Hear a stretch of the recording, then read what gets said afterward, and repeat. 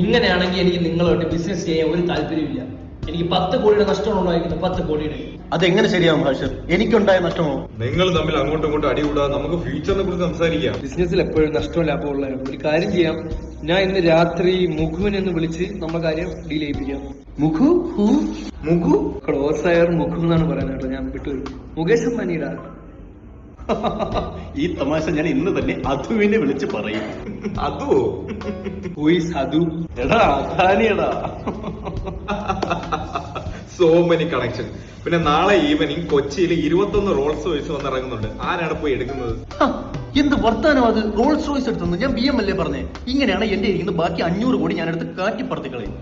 വിനായക, നീ ഇങ്ങനെ പിണങ്ങുകയാണെങ്കിൽ എന്റെ ഇരിക്കുന്ന 2000 കോടിയുടെ ഞാൻ കത്തിച്ചു കളയും കേട്ടല്ലേ. നിങ്ങൾ തമ്മിൽ ഇങ്ങനെ തർക്കിക്കല്ലേ. 3 കുളുക്കുമല്ല ഞാൻ വിൽക്കാൻ പോവുകയാണ്. ബെസ്റ്റ് ഡീൽ അല്ലേ? അവിടുന്ന് വരുന്ന തേയില പൊടിച്ചാണ് എന്റെ ഉമ്മാമാക്ക് ഞാൻ ചായ കൊടുത്തോണ്ടിരുന്നത്. അവിടുത്തെ 4000 കോടിയുടെ നിക്ഷേപം നഷ്ടപ്പെടും. മൊത്തം 40,000 കിലോയാണ് അവിടുത്തെ ടേണിങ് വരുന്നത്. നീ കുളുക്കുമല്ല വിൽക്കാൻ നിൽക്കരുത്. അത് നമ്മളെ ഭയങ്കര നഷ്ടം ഉണ്ടാകും നമുക്ക്. എനിക്ക് അതിന്റെ പകുതി പൊളിക്കാനുള്ള ഒരു അവകാശം നിങ്ങൾ തരുമോ? അങ്ങനെയാണെങ്കിൽ ഞാൻ ഇനി PM-നെ വിളിക്കാൻ നിൽക്കണം. PM-നെ ഞാൻ നാളെ പോയി മീറ്റ് ചെയ്യുന്നുണ്ട്. അപ്പൊ മറ്റന്നാൾ CM-ന്റെ മീറ്റിംഗ് അത് ഞാൻ ക്യാൻസൽ ചെയ്തു.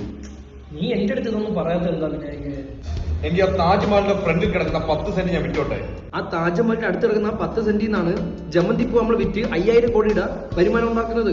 അതെങ്ങനെ കൊടുക്കാൻ പറ്റും? എടാ നീ വിഷമിക്കല്ലേ. കാശ്മീരിലെ 3 മഞ്ഞുമല വിറ്റ് കഴിഞ്ഞാൽ നമുക്ക് പകുതി ടേൺ ഓവർ തിരിച്ചു പിടിക്കാം. ആ മഞ്ഞുമലയിലാണ് ഞാൻ എന്റെ വൈഫും എന്റെ കൊച്ചും കുത്തി മറിയാൻ വേണ്ടി പ്ലാൻ ഇട്ടേക്കുന്നത്. അത് വിറ്റ് കളഞ്ഞാൽ ഞാൻ നിന്റെ വീട്ടിൽ ഒന്ന് കുത്തി മറിയട്ടാ.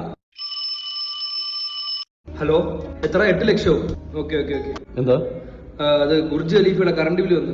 ബുർജ് ഖലീഫയിൽ ആരാ താമസിക്കുന്നത്? രണ്ടാമത്തെ വൈഫ്. ഹാഷിറ, നിന്റെ രണ്ടാമത്തെ വൈഫ് എനിക്ക് 2000 കോടി തരാനുണ്ട് കേട്ടോ. അതൊക്കെ എഴുതി തള്ളു. ഈ നമ്മളെ കിടക്കുന്ന എല്ലാം കൂടെ വിറ്റ് പറക്കി എല്ലാം കൂടെ എത്ര വരും? 15,000 കോടി വരും. 15,000 കോടി. നമ്മൾ റൊണാൾഡോയെ കേരളത്തിലേക്ക് കൊണ്ടുവരുന്നു. ഒരു ക്ലബ്ബ് തുടങ്ങുന്നു. അപ്പൊ മെസ്സിയോ? മെസ്സി വരട്ടെ. മെസ്സി റൊണാൾഡോ അങ്ങോട്ടിട്ട് കളിപ്പിക്കാം. എല്ലാരും വരട്ടെ. എല്ലാരും കൊണ്ടുവന്ന് നമുക്ക് ഇറപ്പിക്കാം. അടുത്ത ആഴ്ച എന്റെ 4ാമത്തെ വൈഫിന്റെ പ്രസവമാണ്. തന്നല്ലേ? അന്ന് തന്നെയാണ് ട്രംപുമായിട്ടുള്ള മീറ്റിംഗും. ട്രംപ് ഉണ്ടെങ്കിൽ ഞാൻ ഇല്ല. ആൾ ഇംഗ്ലീഷേ പറയും. Very funny. ഓക്കെ.